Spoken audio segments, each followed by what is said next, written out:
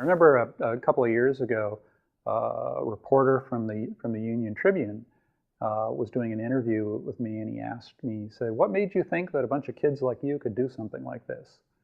And I hadn't really thought about that, but I did think about it for him, and I said, "Well, I think it's because we didn't think about it.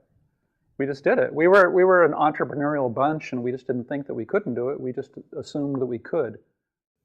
The distinction of the San Diego Comic Convention, certainly in the early days, and I think one of the reasons it is what it is today, the animal it is today, is because it brought together a lot of different types of fans. I was a science fiction fan. I attended meetings starting in '73, and in 1974, Greg Bear, who was a science fiction coordinator at the time, stepped down, and Barry suggested that I step forward, that I take on the role of science fiction coordinator because of my interest in science fiction.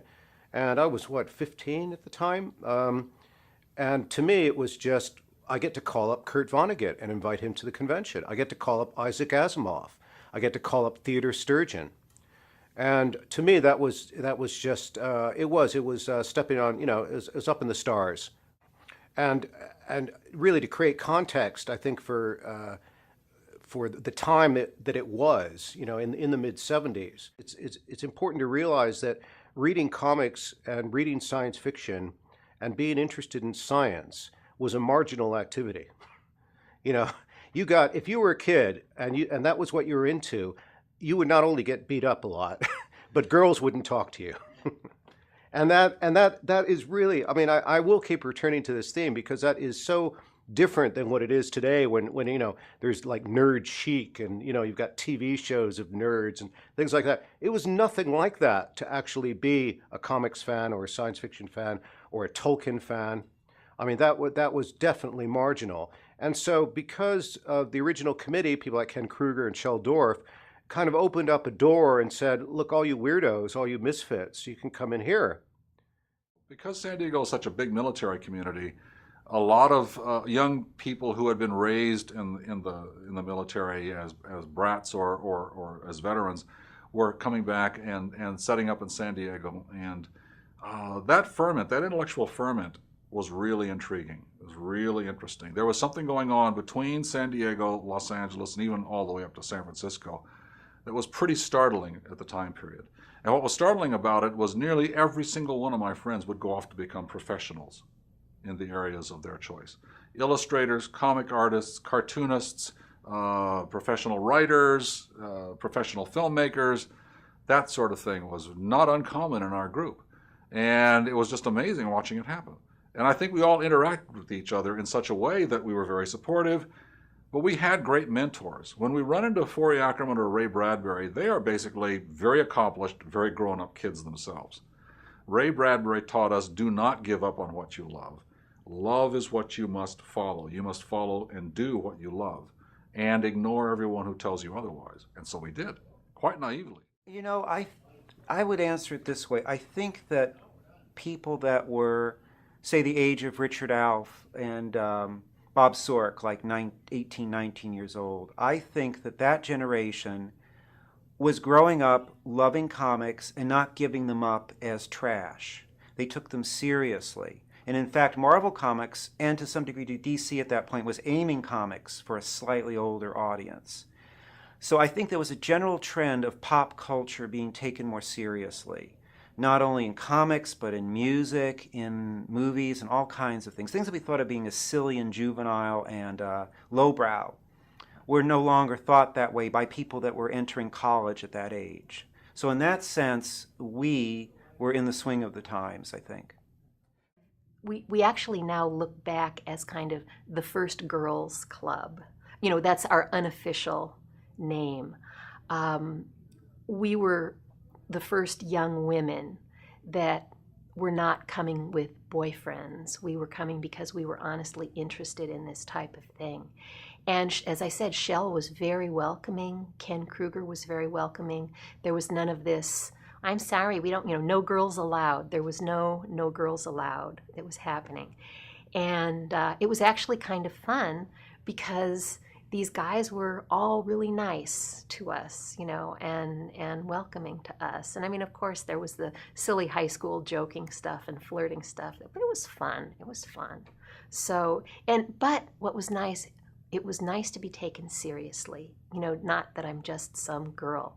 And this was, around the time of the women's movement and all of that. And I don't think that there was a political agenda involved with it. I think it was just, the Addams family. We were all loved and welcomed for who we were. Put us into contact with Jack Kirby, who had recently moved from the New York area out to Southern California. And so that gave us the opportunity to actually go up and meet him. I actually had the opportunity to go there a couple times, once with the San Diego group in 1969, 1970, and that's what led to us becoming supervillains in a couple issues of Jimmy Olsen comics, where I distinctly remember Jack saying, I could even put you guys in the comics. Well, Jack, why don't you? And you can almost see him going, oh boy, what have I done now? But in many ways, although I have all these academic publications today, probably the one that I'm still trying to figure out how to put in my curriculum vitae is the fact that I was a supervillain in Jimmy Olsen. And there's not quite a standard thing for that. You can have like television appearances, comic book appearances. There's no place for that yet. My friends had told him I was an artist, which I was by 17-year-old standards. I never got much better. And Jack said, here, finish this panel for me. He had a page of Fantastic Four on the drawing table that was almost done. He had drawn a figure, but there was no hand on it. The figure had no hand on it. He hadn't drawn the hand on it yet. He said, here, draw the hand on it. And I said, but I'm not good enough to draw to help the worst Marvel artist, let alone Jack Kirby. And he insisted. And I thought, I'm going to destroy a Jack Kirby page. Then I thought, wait a minute, A, Joe Sennet's going to ink it, and B, Jack's got an eraser. So I drew it real lightly, and he goes, great, terrific. And it was his way of making me a part of comics, so I could feel like I was a part of comics. Here in town, I think it was the Evening Tribune had an annual thing where to try to encourage kids to read the newspaper, they gave out free classified ads to kids every year. And this was probably when I was in junior high, and I remember putting ads under about a dozen different names that I was looking for old comic books, and my poor old man's driving me all over town. Of course, gas was 22 cents a gallon then, but still, he kept like a thing in his wallet for years about all the money I owed him from buying up these old comics. Going, Dad, they're going to be worth a lot. And of course, I didn't care if they were worth anything. I just loved them. And at Cherokee Bookstore is the first place I can think of that was really a comic book store. And we're talking, say, 1966. And there was a guy named Bert Bloom who was the brother of the owner of Cherokee Bookstore, and he had a separate area up on the second floor of the bookstore that had it was a room filled with boxes of comics. And he sat behind a desk in there, and comics fans would come in and say, do you have anything from the Green Llama from 1942? And he would see, and if he pulled it out, he would say, yeah, that's going to be $5. And people, oh, $5 for an old comic, I don't know. Of course, the comics that he sold for that price back then are worth hundreds and thousands of dollars today. I'd heard about Comic-Con, I think, for the first time in 1973 or 74, and we had just missed it. We had come into San Diego for some business and had heard about it, and we had just missed it, me and a buddy of mine, Randy. And so we had determined that next year we were gonna go, and we did. And I realized that it was a place where I could meet people who were in the business and on the periphery of the business, and I could learn about how to get into the business, because there were no books, there was no internet, there was no easy access, and there was no how-to books in those days. So I figured this was the way for me to learn how to get into the comic book business and what it was about, and looking at it from that angle and meeting people, and that's basically what happened. The El Cortez years. You're probably going to hear this a lot, but the El Cortez, that was really, people call it the golden age of Comic-Con, I guess, but there was just something about the vibe when it moved to the El Cortez. It was, by that point it had grown to where you're getting a fair amount of people, but still small enough that